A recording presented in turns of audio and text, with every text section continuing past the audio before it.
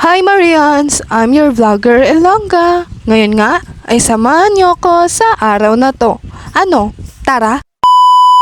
Ngayon nga guys ay pupunta tayo sa paaralan. Mag-abrigada pala tayo ngayon. Sa mga oras na ito, late na ako at nakasakay pa lang ako sa tricycle. Maan ko na lang gid kay Maria Capra. Nandito na nga ako sa gate at nakita ko sila. Hinintay pala ako nila, Sa mga no? oras na to, tapos na kami magpila sa registration area. At nakuha na namin yung brigada Ibig slip. Sabihin nun, pwede na ako umuwi. Char. Nandito na nga kami sa new room namin. Ay, ang swerte namin kasi second floor lang. Ako na nga nagbukas ng bagong room namin, no? Kita mo, hindi pa nasa kabalog, reklamo pa nasa. Tas ganyan lang pala ka-basic, oh. Wow. Kasama ko nga pala yung isang vlogger sa room namin, guys. Classmate. Paki-follow na lang ng page niya. Ito, oh. Hayaan niyo sa susunod, kaming dalawa ay successful na talaga sa pagiging vlogger. Wow, vlogger. Kapag kami ay sikat na babawi talaga kami sa inyo. Bago nga kami maglinis dito sa room namin ay nagchika-chika muna kami guys. Muna kami.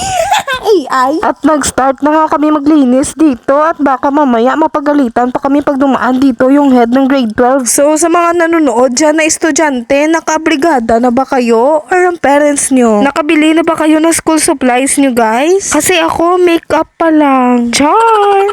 Nagkukunwari na nga kami dyan na masipag kami. Pero joke lang yan, masipag talaga kami. Ready na ba kayo sa pasukan?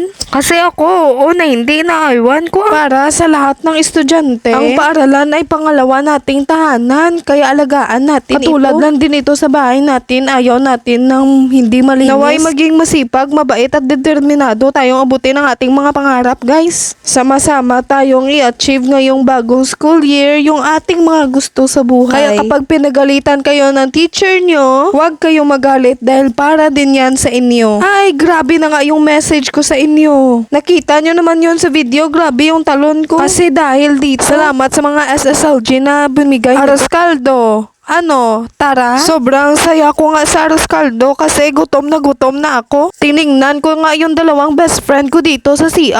Ay, sobrang sipag nila. Kung kami masipag, sila sobrang sipag ah. Syempre, ayaw ko magpatalo kaya pati yung hawakan ng hagdan, pinunasan ko na. Grabe naman ang pagkapisan sa babae na iyan. Kunabi, pisan, gali may nalantaw sa dalo. Tapos na nga kami maglinis at ibinalik na namin yung mga upuan dito sa loob. Kahit maulan na, grabe pa rin talaga yung pawis Katabi ko. ko Dyan yung best friend At nahiya pa nga siya. At sa right side ko naman ay si RL. Bandang mga 1 nga ay uuwi na nga kami. Palabas na nga kami ng school At naplanuhan namin na pumunta sa Mang Inasal at maghalo-halo. Sabi ko sa best friend ko, videohan niya ako dahil ibabalik ko yung susi sa guard. Pati best friend ko nahiya mag-video sa akin. Ay, embot. Nandito na nga kami sa harap ng Mang Inasal at nagpaplano na kami kung anong bibilhin. May dalawa kasing choices. Nakaupo na nga kami dito sa labas. Sa labas nga kami umupo dahil sa loob ay puno at wala ng na tao. talagang table doon. So yung ginamit pala naming pambayad dito ay yung funds namin ng grade 11. Sorry sa mga kaklase namin na wala dito. And nandito na nga yung order, no? Tingnan nyo muna yung mga mukha ng mga classmate ko. O diba? Walang tapon, lahat maganda at pogi. Wala naman ko na nila plastiko karon. Sinong tao yung order ng halo-halo at crema de leche ng taglamig?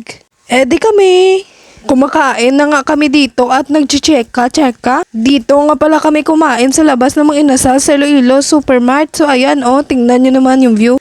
Pauwi na nga kami. At kung napapansin nyo dyan, parang halos lahat kami naka-black. Ay, iwan ko na lang, hindi naman yan pinanuhan. Ito nga pala si Max at si Rocco. Si Max yung dancery sa aming room. Wow, dancery. And yes, lumalakad na nga kami na para bang may prosesyon yung mga black lady.